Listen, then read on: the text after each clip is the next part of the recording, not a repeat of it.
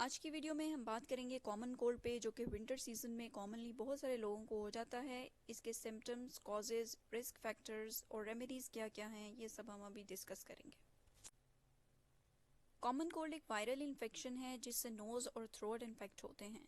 सिर्फ नोज़ और थ्रोट को इसलिए इन्फेक्ट करता है क्योंकि इन एरियाज़ में कॉमन कोल्ड कॉजिंग वायरसेस के रिसेप्टर्स प्रेजेंट होते हैं। इस केस में हमें अपनी कंडीशन स्वीयर फील होती है, लेकिन ये हार्मलेस होता है। Different types of viruses common cold cause कर सकते हैं, लेकिन मोस्ट कॉमनली ये राइनो वायरसेस की वजह से होता है।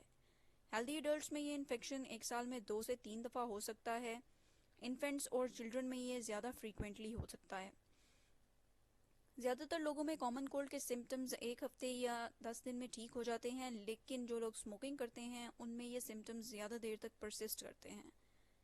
इस केस में फ़ौरन मेडिकल चेकअप की ज़रूरत नहीं होती, लेकिन अगर कोई इम्प्रूवमेंट नहीं हो रही या कंडीशन ज़्यादा सीवियर है तो फिर डॉक्टर को चेकअप करवा लेना चाहिए। कॉमन कोल्ड के सिम्टम्स वायरल एक्सपोजर के 1 से 3 दिन के बाद शो होते हैं। इसके सिम्टम्स में आता है रनी और स्टफी नोज, सोर थ्रोट, कफ, कंजेशन, बॉडी एक्स और mild headache, sneezing, low grade fever और जनरली फीलिंग अनवेल। नोज के डिस्चार्ज का कलर स्टार्टिंग में क्लियर होता है, जबकि फ्यू डेज लेटर ये थिक होके येलो या ग्रीन कलर डिस्चार्ज में कन्वर्ट हो जाता है। इसका ये मतलब नहीं है कि ये बैक्टीरियल इन्फेक्शन है। If you catch a common cold तो जनरली आपको किसी मेडिकल चेकअप या मेडिकेशन की ज़रूरत नहीं होती, लेकिन इन सिम्टम्स के केस में you need to see your doctor.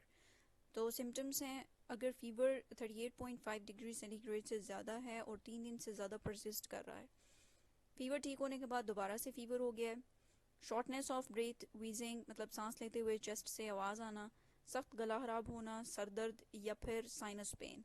Sinus pen में ये होता है कि आपको अपनी आईज, चीक्स और फोरहेड पे प्रेशर फील होता है। बच्चों में अगर ये सिम्टम्स हों तो चेकअप करवाना बेहतर है।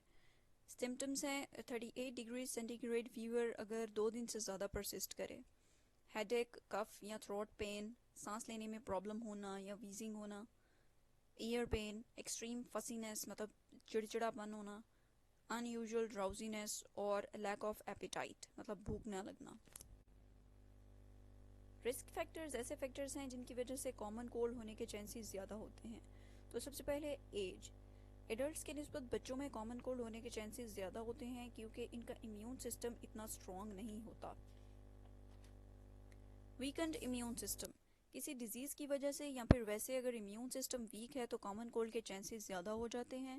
That's why healthy diet is important to boost up your immunity.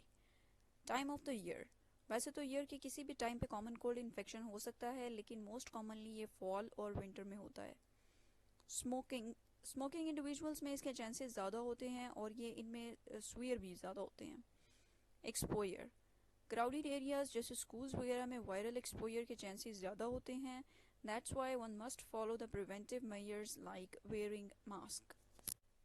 Few complications or diseased conditions also occur with the common cold.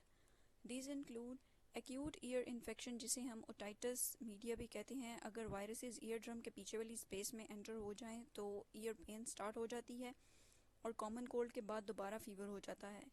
Asthma, common cold की वजह से वीजिंग स्टार्ट हो जाती है। अगर आपको एस्थमा ना हो तब भी, लेकिन अगर एस्थमा है तो कंडीशन और भी सीवियर हो जाती है। एक्यूट साइनसाइटिस, कॉमन कोल्ड के सिम्टम्स अगर क्योर नहीं होते तो इनकी वजह से साइनसेस में स्वेलिंग और पेन होती है, जिसको हम एक्यूट साइनसाइटिस कहते हैं। स्ट्रेप थ्रोट बैक्टीरियल इन्फेक्शन की वजह से होता है और इसमें थ्रोट स्क्रैची फील होता है। निमोनिया भी बैक्टीरियल इन्फेक्शन है जिसमें लंग्स के एल्वियोलाई में इन्फ्लेमेशन हो जाती है और ब्रोंकियोलाइटिस बेसिकली ब्रोंकियोल्स में वायरल इन्फेक्शन की वजह से होता है। ये सब डिजीज़ कॉमन कोल्ड की वजह से बॉडी में वीकनेस होने से हो जाती हैं, इसलिए रेमेडियल मेजर्स से इसको जल्दी क्योर करना चाहिए। ट्रीटमेंट और रेमेडीज़ में है जी hot peppers, flax seeds, honey, milk and turmeric powder, garlic, lemon, cinnamon और हनी का मिक्सचर और जिंजर टी। सीवियर कंडीशन में डीकंजेसेंट्स, एंटीहिस्टामाइंस और non steroidal anti inflammatory drugs use करने चाहिए। ये इन्फ्लेमेशन को कम करती हैं। ज़्यादा से ज़्यादा फ्लूइड्स लें, रेस्ट करें, जिंक लोजेंजेस, एक्नेसिया फ्लावर्स यूज़ करें और वार्म बाथ के साथ इसको कुछ बेहतर किया जा सकता है।